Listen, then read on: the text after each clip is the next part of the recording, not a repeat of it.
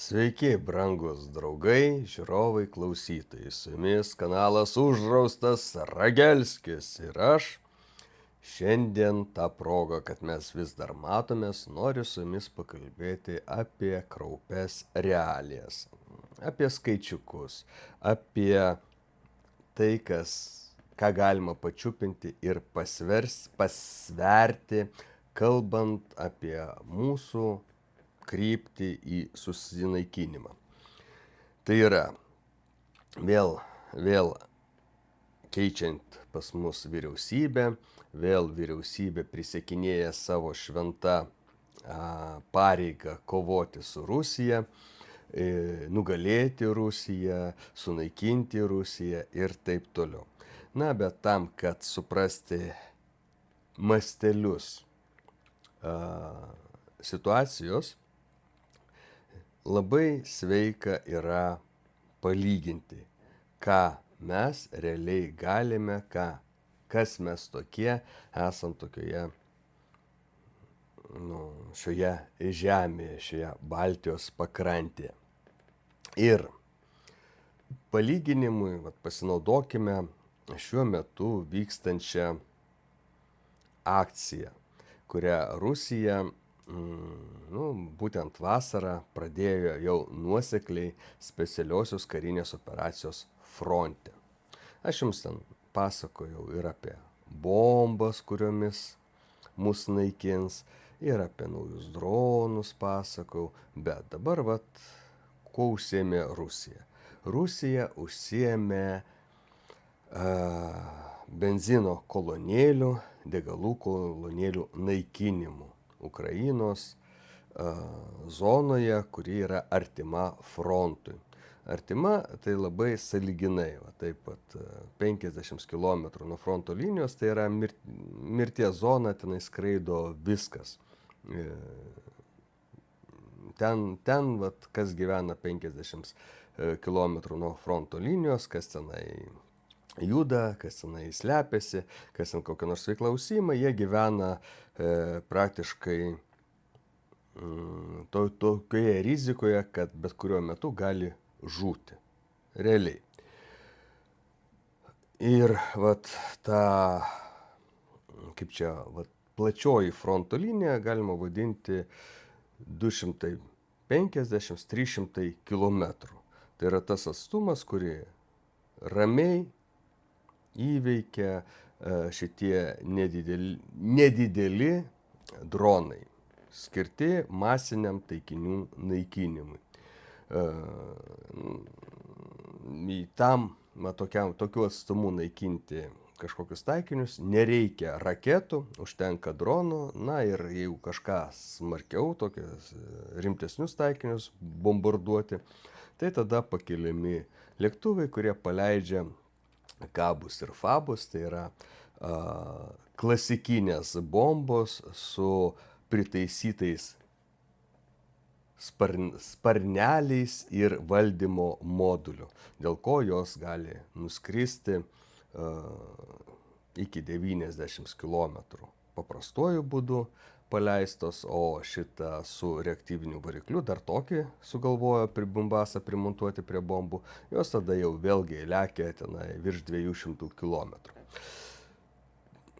Jeigu mes nesusipykę su geografija, suprantame, kas yra mastelis, kas yra kilometrai, pasižiūrėję į mūsų nuostabųjį Pabaltijo žemėlapį, mes pamatysime, kad iš Kaliningrado srities, iš Baltarusijos, iš Rusijos Leningrado srities visas Pabaltijys yra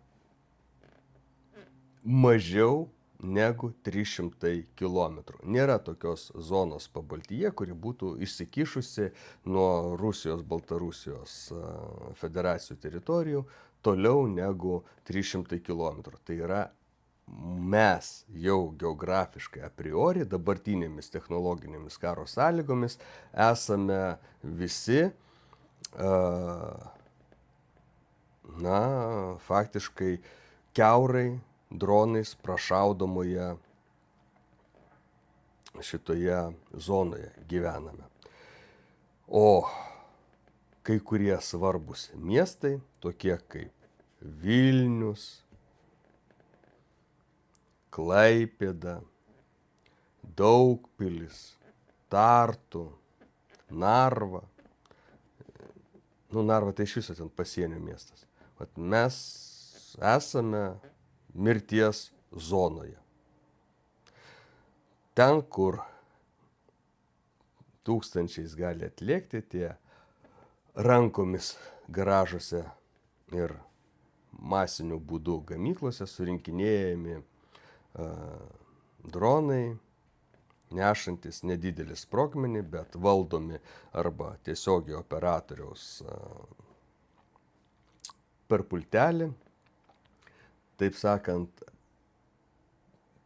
tiesioginio matymo būdu per kamerą arba prikabinti su optiniu kabeliu, kuris turi labai geras tokias savybės, kaip šitam žudančiam ginklui, kad jo neįmanoma paveikti radioelektroninėmis priemonėmis, nes nėra jokio radio signalo. Jo neįmanoma pamatyti šitais radio dažnių skaneriais, kurie pastebi radio bangomis valdomus dronus. Ir maža to, jisai duoda maksimaliai gerą vaizdą ir leidžia praktiškai pro bet kokį plyšį dronui įskristi į patalpą, į bunkerį, į tarp medžių išsilankstyti ir taip toliau. Tai yra patys dabar pavojingiausi dronai. Vienintelis būdas tokį droną yra likviduoti, tai nupjauti jam kabelį. Bet tai, tie, kas leidžia tos dronus, taip ir leidžia, kad per tas zonas, kur jau kabelių nebenutrauksi, išsivalo teritoriją ir per tą teritoriją eina tolyn. Bet aš apie ką? Aš apie tai, kad Rusijoje, kaip sakiau, prasidėjo naujas toksai etapas ir ėmė masiškai naikinti kuro degalines savo specialiosios karinės operacijos veikimo zonoje Ukrainoje. Jūs nesunkiai susirasite Telegrame, Feisbuke tų vaizdelių, kaip tai atrodo, kai į degalinę atlekia Heranijos dronas ir kas iš tos degalinės lieka. Jeigu sėkmingai pataiko, užsidega kuras, benzinas, ir viskas tenai išsitaško, liepsnoja nesustabdomai, sunaikinama. Nepaisant to, kad tenai talpos būna atskirai, kartais muša taip, kad vienas dronas lekia į degalinę, ten kur kolonėlės sustatytos, vienas specialiai į tas saugesnių atstumų talpas esančias. Ir taip nebelieka degalinės, nebelieka kuro ir yra naikinama infrastruktūra. Matant, kaip Rusija kokius veiksmus naudoja dabar Ukrainoje, galima prognozuoti, kokiomis priemonėmis karinio konflikto atveju bus elgiamasi su Lietuva, Latvija, Estija. Kaip nekartą minėjau, karo su NATO metu pirmas ir mirtinas uždavinys Rusijai tai bus apsaugoti Kaliningrado sritį nuo blokados. Todėl nesvarbu, ką darys ir kaip darys senai NATO, Rusija iš karto pirmas žingsnis prie pirmo šūvio, o gal netgi preventyvus žingsnis, tai bus koridorius į Kaliningradą, kuris eis ne per iš Baltarusijos, Lietuvos, Lenkijos pasienio, kuris eis nuo Sankt Peterburgo, Kaliningrado srities, per Estiją, Latviją ir Kuršių marias. Tai mums Suvalkų koridorius tai yra tas mažas tarpelis tarp Kaliningrado srities ir Baltarusijos, o rusams Suvalkų koridorius tai yra tas mažas tarpelis tarp Ivangorodo ir Klaipėdos ir Kaliningrado. Taip, kad karinio konflikto atveju Lietuvos, Latvijos, Estijos teritorija yra pasmerktos. Nebus jokio palauk, nebus jokio užnukurio, nebus jokios saugios vietos, nes visa mūsų ta nedidelė teritorija iš karto taps taikiniu. Ir jeigu iki Ukrainos aktyvių veiksmų galima buvo tenai skaičiuoti, kad rusai čionai, kaip rusų raketos dengia teritoriją, ar ne, ir raketų kompleksai artimojo nuotolio išdėstyti Kaliningrade, Pskove, ten Baltarusijoje, perdengia teritoriją ir realiai vėlgi nepalieka saugios vietos. Tai dabar akivaizdu, kad raketos bus skiriamos tik tai svarbiems taikiniams, svarbiems įtvirtinimams naikinti, o masinis teritorijos valymas bus vykdomas būtent dronais, tais stambesniais šachedais ir heranijomis ir smulkesniais optinių kabelių ir radio bangomis valdomais dronais. Ir dabar, kad įsivaizduoti, kaip sakiau, lyginkim, kas yra Ukrainoje, kai kiekvieną naktį ten yra paleidžiama raketų ir dronų atakos prieš karinius taikinius, karinę gamybą, prieš karinius dalinius ir tuo pat metu praktiškai ištisai ir dienomis ir naktimis yra dabar naikinamos degalinės. Kad paralyžuoti bet kokį judesį Pabaltyje, sunaikinti visas iki vienos degalinės, taip,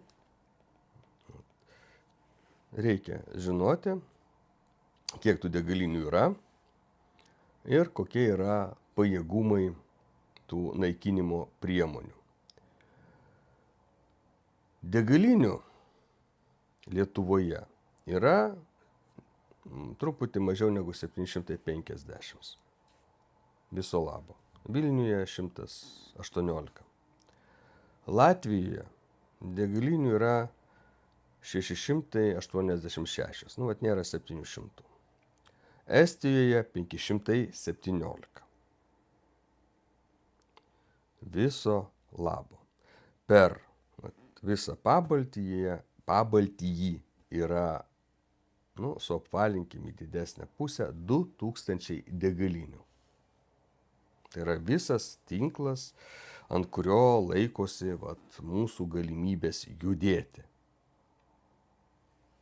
Vežti krovinius, keleivius, žmones, karius į frontą, aprūpinti, pristatyti prekes į parduotuves, dirbti žemės ūkyje, dirbti pramoniai, vežioti žaliavas, vežioti produkciją. 2000 degalinių. Tame plote, kuris bus pirmaeilis prioritetinis taikinys. Ukrainos žvalgybos duomenimis Rusija per dieną pagamina 400 šitų pagrindinių savo dronų heranijų. Realiai rusai pagamina jų daugiau. Čia Ukrainos žvalgybos duomenimis, tai reiškia, jie suskaičiuoja tuos kasdienius smūgius į savo objektus ir taip įtaria, kad yra toksai skaičius.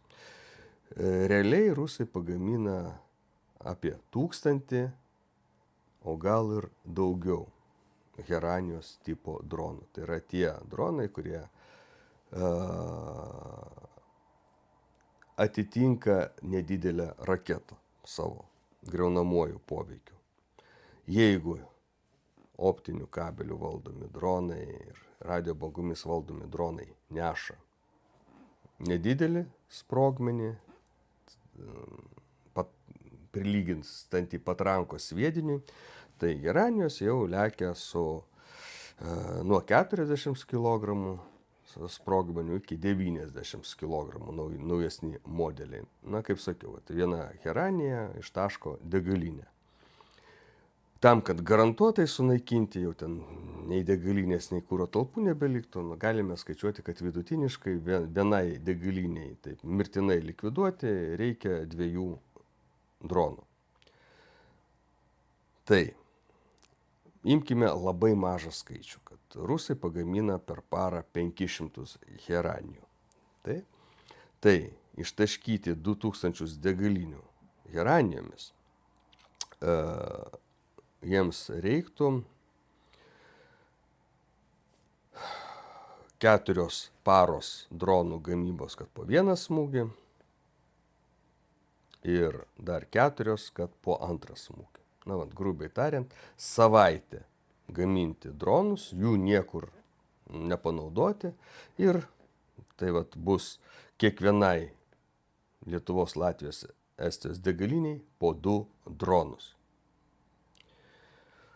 Dalį tų taikinių, kaip sakiau, Tartu, Narvoje, Daugpilyje, Vilniuje, ir čia šitose visokiose Utenuose, Švenčionyse, Druskininkuose ir visam tam pakrašty palei Rusiją, nuo Klaipėdoj, nuo Kaliningrado pusės, Klaipėdoj, Jurbarke. Tai geranijų nebūtina naudoti. Jas galima pakeisti tais pigesniais, paprastesniais dronais, kurių pagaminama per parą keli tūkstančiai. Ne 10 kol kas tūkstančių, bet keli tūkstančiai yra pagaminama ir sunaudojama fronto linijoje. Tai praktiškai jų kiekis yra tiek, kiek reikia. Kiek norite, tiek gali ir šitų paprastųjų dronų užmesti ant galvų. Tai suma sumarum, dabartinėmis sąlygomis Rusijai reikia savaitės, kad jinai pasiruoštų išnešti, sunaikinti, nunulinti visą Lietuvos, Latvijos, Estijos kuro infrastruktūrą. Kad pas mus nebeliktų su ko važinėti. Kad pas mus absoliučiai būtų tuščia. Kad mes, kaip tose postapokaliptiniuose filmuose, iš savo miestų bėgtumėm su lagaminais ir ten su ryšulėliais per petį. Kiek žmonės turi pas save tenai prisikaupę kuro atsargų. Tie, kas gyvena kaime, gal tenai naudojasi žemės ūkio technika, gal turi kokį tenai lyšną atliekamą bačkutę pasistatė ten 200 litrų, 400 litrų. Kai artėja sezonas, ūkininkai užsiperka didesnį kiekį, kad būtų mažesnė kaina, jo labiau vis tiek išnaudos, tai turės galbūt kokiam miestelį vienas kitas žmogus turės porą tonų. Viskas. Rusijai reikia savaitės, kad per vieną dieną mus paliktų be rato. Ar tam yra priešnuodis kažkoks? Gynybinė prasme, kaip rodo ir pačios Rusijos patirtis, kai kasdieną iš silpnesnės šalies, technologiškai labiau atsilikusios Ukrainos yra apšaudomi Rusijos miestai, Rusijos skirtingi kraštai, efektyvaus 100% ginklo nėra. To, ką rodo Rusijos kariniai žurnalistai, apžvalgininkai, yra kūriamos, diegiamos antidroninės priemonės. Jeigu anksčiau tai buvo visokie dronų šautuvai, nu, šautuvai ta prasme, kurie skleidžia tikslinius radio trukdžius, nukreiptus tam, kad sutrikdyti radio ryšį, dronas prarastų valdymą ir tokiu būdu būtų neutralizuotas, nukristų.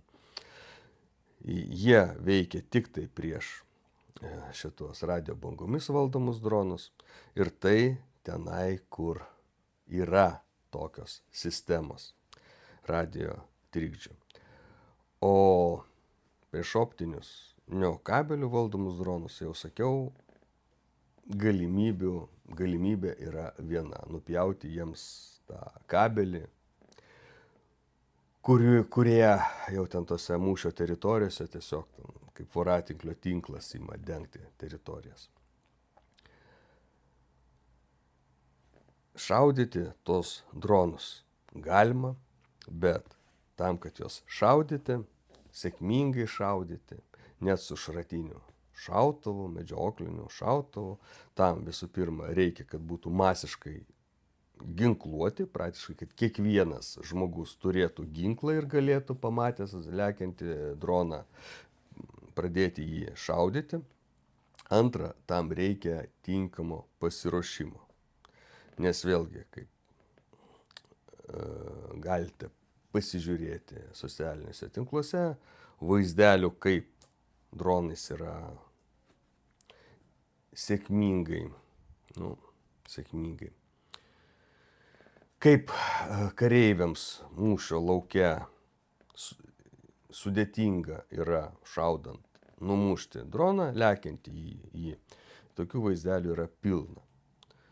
Ir netgi paruoštiems kareiviams ir turi būti atskiras apmokymas, kaip šaudyti į skraidančius taikinius. Nes tai jau yra praktiškai sportinio šaudimo technologija. Na ir Rusijai, beje, šitie antidronininkai yra taip ruošiami, juos apmoko sportinio šaudimo instruktoriai ir prie kariniam dalinyje, prie tų, taip sakant, pėstininkų mobiliųjų yra priskirti ir tie antidroniniai šauliai, kurie praktiškai moka nušauti į lekiantį taikinį, lakstantį ten danguje. Bet tai toli gražu vėlgi nėra masinis įgūdis. Kiek Lietuvoje tokių šaulių yra? Pastatysime Gudzinevičiūtę, ar ne? Jinai galėtų šaudyti dronus. O kas kartu su ją? O kartu su ją daugiau nieko nėra. Technologinės priemonės. Vėlgi rusai pradėjo masiškai gaminti antidroninius dronus, kurie pasileidžia nuo rankos, panašiai ten kaip toks nukreipta raketėlė, dronas su tokiais gražiais sparneliais ir užpelengavęs lekiantį dangumi taikinį, jisai tą taikinį pasiveja ir nudaužia. Bet jisai yra skirtas tik tai tiems dronams, kurie skrenda pakankamai lėtai ir skrenda ne į tave, o skrenda aukštai danguje, kad jam būtų laiko susiorientuoti, pasigauti ir nulėkti. Tai vėlgi, masinė gamyba yra tik tai Rusijoje tokių dronų. Europoje yra apie tai tik tai modeliuojama, svarstoma ir bandomieji pavyzdžiai. Trečias daiktas, kuris yra naudojamas, tai yra mobilios zenitinės brigados. Tai komandos, tai kai mašinoje sumontuota Antrojo pasaulinio karo tipo zenitinės sistemos, aišku, su modernesniais šitais ginklais, bet principas lygiai tas pats, kai kulkosvaidininkas sėdi ir iš kelių pabūklų, 4 ten vamzdžiais šaudo į dangumi lekiantį taikinį specialiais šoviniais, kurie šrapneliniais, kurie tenai daugmaž tenai ore turi sproginėti ir skeveldromis tada tą skrendantį droną numušti. Tai vėlgi, tam, kad apsisaugoti nuo masinės drono atakos, turi būti masinės, praktiškai ten, kas keli šimtus metrų išdėstytos tokios komandos aplinkui visus miestus, aplinkui visų pasienių, kas yra fiziškai nerealu. Ir paskutinis momentas irgi, kas Rusijoje atidirbta ir dabar pradedama masiniu būdu gaminti ir tiekti tiek į frontą, tiek saugoti svarbius objektus, tai yra automatinės zenitinės sistemos, kur jau ne kulkosvaidininkas stovi pyškina, o kur taikinius seka radaras, taikinius seka optinėmis priemonėmis ir šaudo kompiuteris, pasakykime taip, valdo visą tą sistemą, bokštelį besisukantį 380 laipsnių, automatiškai yra jisai valdomas. Operatoriaus reikalas yra tik tai duoti komandą, kai yra susekamas, užpelinguojamas taikinys. Tai tokios sistemos tik tai pradėtos, atidirbtos, išbandytos, ištestuotos ir jos dabar yra pradėtos masiškai gaminti. Tai Rusija tokias sistemas dabar diegia į frontą. Pas mus tokių sistemų nėra. Ir vėlgi, koks turi būti jų skaičius, kad galėtų padengti, apsaugoti pakankamą skaičių degalinių, miestų, karinių bazių ir taip toliau. Turint omeny, kad jeigu tokios sistemos pas mus ir atsirastų, tai jos būtų vėlgi pirmoje eilėje, jos būtų išdaužomos ne pačiais dronais, nuo kurių jos galėtų apsiginti, o jau įvairiausio spektro raketomis. Taigi, reziumuojant, kad suvoktumėm šitą mastelį, savaitę darbo, netgi dabartinėmis sąlygomis, o esant reikalui, ne tai, kad esant reikalui, o Rusai dronų gamybą plečia, stato vis naujas gamybinės patalpas, ir ta dronų kiekis yra gaminamų, dronų kiekis vis didėja, nes jie tos dronus ne tik sušaudo Ukrainos fronte, jie dronais aprūpina visus savo karinius dalinius, formuojama atskira karinių pajėgų rūšis, tai yra būtent dronų valdymo, dronų operatorių ir jų aprūpinimo sistema. Ir prieš mus, jeigu prasidės karas, jisai bus visiškai kitoks, negu buvo Ukrainos atveju. Ir tai Ukrainos atveju, Ukraina buvo paralyžiuota per pirmas 2 savaitės. Po 2 savaičių Rusijos kariuomenė stovėjo prie Kijevo ir privertė Kijevą Stambule pasirašinėti taikos sutartį, kurios Ukraina džiaugsmingai atsisakė tam, kad pakariautų. Toks buvo sprendimas likviduoti kiek galima daugiau buvusių Ukrainos gyventojų fronto linijoje. Ką mes dabar ir matome. Koks bus sprendimas priimtas dėl Lietuvos, klausimas kitas. Jeigu valdžiagyviai, ne mūsų valdžiagyviai, o tie, kurie valdo mūsų valdžiagyvius, nuspręs, kad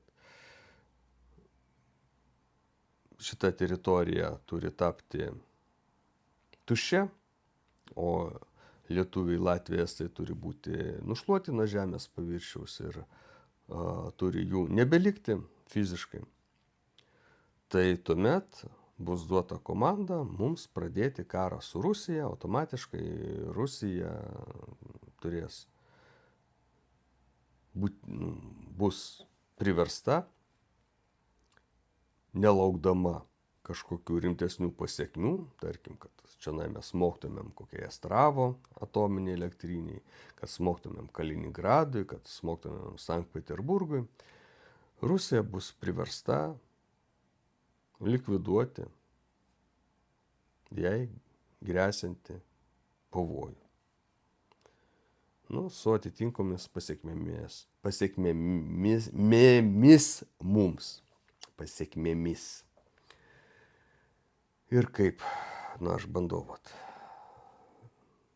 dasibelsti iki sąmonės, jiems tą padaryti, tai kaip 2 pirštus į asfaltą. Savaitę gamybos, savaitę laiko prigaminti tiek dronų, kad išnešti visą logistikos ir kuro infrastruktūrą, sakykime, dar savaitę, kad prigaminti tiek dronų raketų, kad išnešti visą karinę infrastruktūrą. Ir tada beliks tik tai teroristinio pasipriešinimo grupių naikinimas. Teroristinio pasipriešinimo, tai kaip dabar ten specialiosios karinės operacijos fronte, kai grupės kovinės sulindusios į daugiabučius, į gyvenamus namus, prisidengusios civiliais gyventojais atsišaudo, automatiškai tada tokie pasipriešinimo taškai yra saugiu atstumu bombomis likviduojami kartu su visais, kas tose daugiabučiuose tupi sulindę. Taigi, draugai mano, tokios tokelės, ką aš galiu pridėti. Jeigu mes leisime mūsų valdžiagimiams organizuoti karą, ruošti mus karui ir siųsti mus į karą, tai mūsų tiesiog fiziškai nebeliks. Nes lietuvių tauta egzilyje neišgyvena. Mes nesame tokie ksenofobai, kurie gali gyvendami tarp kitų tautų išlaikyti savo, būdami tautinę mažumą, išlaikyti savo tautinį kultūrinį identitetą. Lietuviai labai sėkmingai asimiliuojasi gyvendami Vokietijoje, Britanijoje, Australijoje, štatuose, Kolumbijoje, Venesuelai. Nesvarbu kur. Ten iš mūsų lieka tik tai graudus toksai kaimiškos etnografijos prisiminimas. Taip kad, norėdami išvengti tokio likimo, mes turime priešintis karo isterijai, mes turime priešintis šitoms marionetėms, kurios reikalauja, kad nusižudytumėm fronte prieš Rusiją. Tik nuo to priklauso, išliks lietuvių tauta ar ne. Su šitom džiugiom mintim, draugai mano, ir baigėme rytinius pamastymus. Nepamirškite, kad jūs galite ne tik paremti liaudies žurnalistiką visomis žemiau nurodytomis nuorodomis, o paprasčiausias būdas tai yra tapti tiesiai YouTube sistemoje rėmėjų, paspaudus mygtuką, prisijungti po kiekvieno video, arba join, jeigu jūs žiūrite angliškam interfeise. Ir be abejo, platinkite, dalinkitės, naudokite, kaip jums patinka. Mano visi video iš principų yra anti-copyrightiniai. Tai yra tai, kas yra publikuojama, tai, kas yra skelbiama, negali būti, mano nuomonė, pasisavinama prisiskiriama savo vienam nepakartojamam. Taip kad, draugai mano, mūsų dabartinis vienintelis ginklas tai yra informacija ir jos platinimas. Mūsų pagrindinė pareiga, kiek įmanoma daugiau žmonių atvesti į protą, kad jiems dašustų karo prieš Rusiją beprasmybė ir egzistencinis pavojus lietuvių tautos išlikimui. Viskas ir iki.